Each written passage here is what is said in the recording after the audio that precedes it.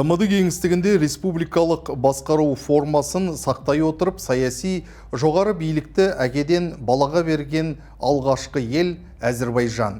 21 ғасырда әлемде мұндай ізбасар операциясын іске асырған ел санаулы. Солардың бірі Әлиевтер отбасы. 1993 жылдан бері Әзірбайжан елінің билігі осы отбасының толық бақылауында. Бүгінде күйеуі президент, әйелі бірінші вице-президент атанған мемлекетте келесі ел басшысы кім болады? Орынтаққа кімді дайындап жатыр? Ильхам Алиевтің саяси жоспары қандай?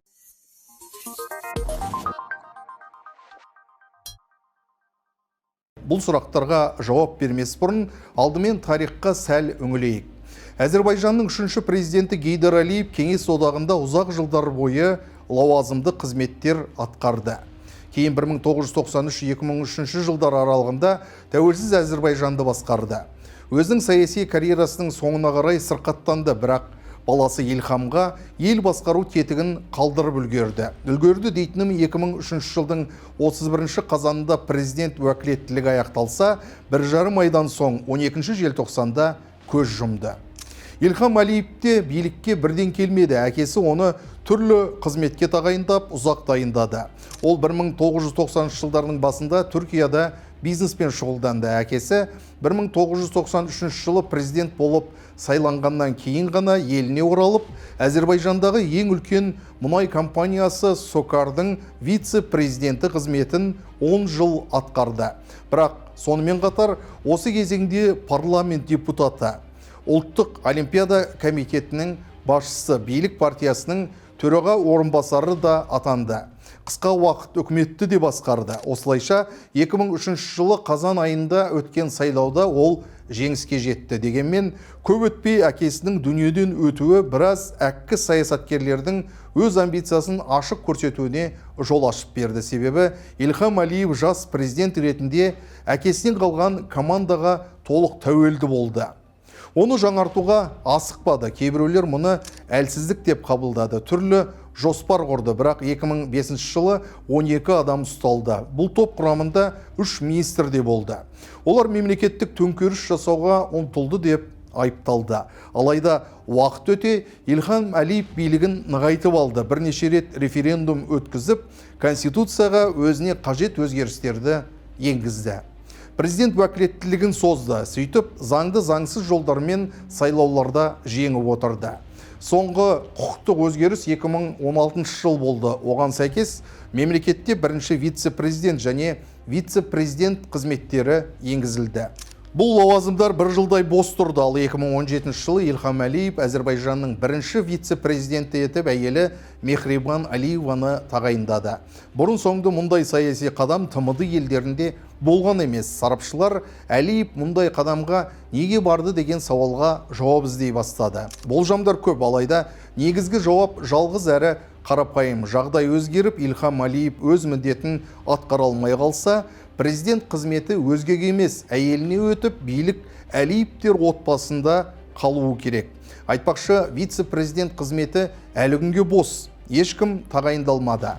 Алайда Мехрибан Алиева бұл қызметке лайық беді. Ол елдің екінші тұлғасы атануға дайын беді. Ең алдымен ол Әзірбайжандағы ықпалды Пашаевтар отбасының өкілі екенін айта кеткен жөн. Атасы Мирджалал Пашаев жазушы, әкесі Ариф Пашаев физика ғылымдарының докторы, авиация академиясының президенті, анасы Аида Имангулиева ғылым докторы, профессор. Белгілі араптанушы, яғни зиялы отбасыдан шықты. Бүгінде Пашаевтар Әзірбайжанда өте ықпалды отбасы саналады. Паша холдинг компаниясының иесі, олардың өкілдері ірі бизнесте, үкіметте және басқа да маңызды салаларда қызмет етеді. Мехрибан Алиева да осал емес екен. Ол жай ғана елдің бірінші ханымы мәртебесімен шектелмеді. Күйеуі президент атанған соң бірден елдің гимнастика федерациясын басқарды. Көп өтпей Гейдар Алиев қорына президент болып тағайындалды. Журналдар шығарды, бірнеше фестиваль өткізді. 2012 жылы Евровижн байқауын ұйымдастырудың басы-қасында болды. Парламент депутаты болып сайланды.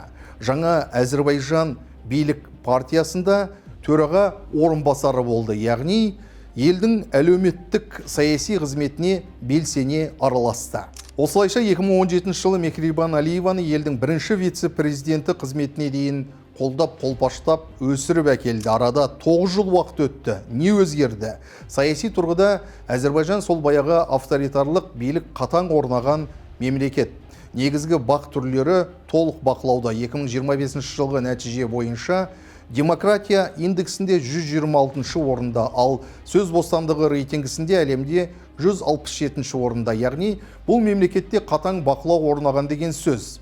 Алайда 2020 жылы Таулы Қарабақ соғысында Әзербайжанның жеңіске жетуі өзінің тарихи жерлерін қайтаруы Илхам Алиевтің ел арасындағы абыройын көтеріп тастады. Ол бұл жеңісті өз имиджін нығайтып алу үшін де тиімді қолданды деуге болады. Бұл әрекет жемісін берді де 2024 жыл өткен президент сайлауында Алиев 92% дауыс жинады. Енді оның қанша пайызы әділ екенін дөп басып айту қиын. Бүгінде Илхам Алиев 65 жаста. Бүгін ертең биліктен кететін ойы жоқ. Алайда сарапшылар ол өз орнына ұлы кіші Гейдар Алиевті дайындап жатыр деген пікірді айтады. Кіші Гейдар биыл 29 жасқа толады. Ал Әзербайжан конституциясы бойынша президент болып сайланамын деген үміткерге жасы бойынша шектеу жоқ. Яғни келешекте ұлын өз орынтағына қалдырып кету мүмкіндігі жоғары. Ал егер форс-мажор жағдай туындаса, жоғары билік әйеліне қалады.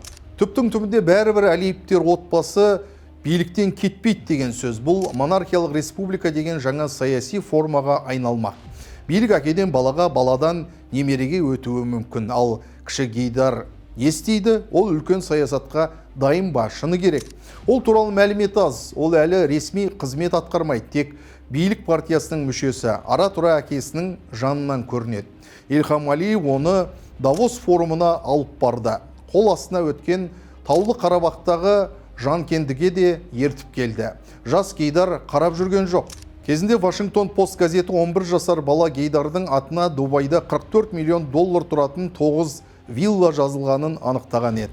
Жалпы бір мемлекетке толық иелік етіп отырған отбасының байлығы туралы мәлімет аз емес. 2021 жылы Пандора архиві материалдары жарияланып, онда Алиевтер отбасының 3 баласы тек Лондонда құны 700 миллион долларға тең жылжымалы мүлікке ие екені жазылды. Оларды сатып алу үшін офшорлық компаниялар қолданылған екен. Ал Азаттық радиосы 2 жыл бұрын Әзербайжандағы Паша банк, Capital банк, Халық банк және Евразия банк осы отбасыға толық немесе жартылай тиесілі екенін анықтаған. Сонымен Әзербайжанда 1993 жылдан бері басқарып келе жатқан Алиевтер отбасы бар билікті уысында ұстап отыр. Билікке балама нұсқа ретінде ешкімді жақындатар емес, бақылауды әлсіретпейді. Келесі президент мұрагері жас Гейдар Алиев болуы бек мүмкін. Ол үшін барлық жағдай жасалып жатыр. Егер бұл сценарий іске асса, онда Әзербайжан іс жүзінде монархияға айналады. Себебі билік атадан балаға, баладан немереге өтеді.